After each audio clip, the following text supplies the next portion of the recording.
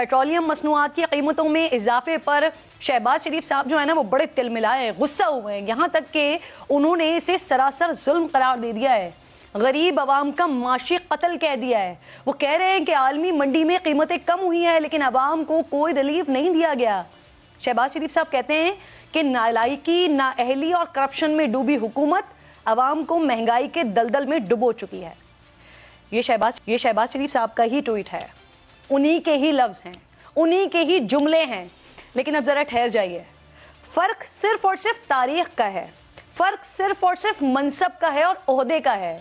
जो जुमले आपको मैंने सुनाए हैं ये ऑपोजिशन लीडर के तौर पर शहबाज शरीफ साहब कह रहे हैं, ज्यादा पुरानी बात तो है नहीं।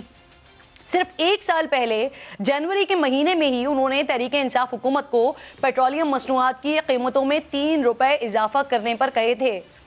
आज वजीर आजम शहबाज शरीफ ने खुद, उनकी अपनी हुकूमत ने ऐसे ही कुछ किया है जिसके लिए वो दूसरों पर उंगलियां उठाया करते थे।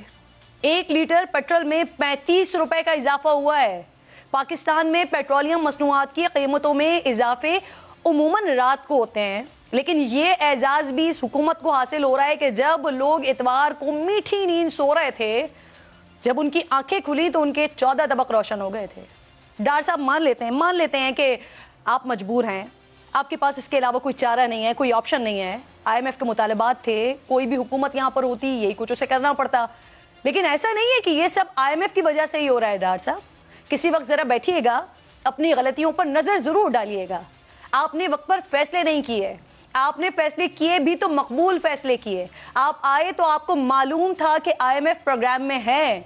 साबिक वजीर खजाना मिफ्ता इस्माइल साहब बहुत से वादे कर चुके हैं और ये वादे किसी शख्स के नहीं, मिफ्ता इस्माइल के नहीं, एक रियासत के वादे थे, एक हुकूमत के वादे थे और उस वजीर आजम की आशीर्वाद से किए गए वो वादे थे जिनका नाम शहबाज शरीफ है।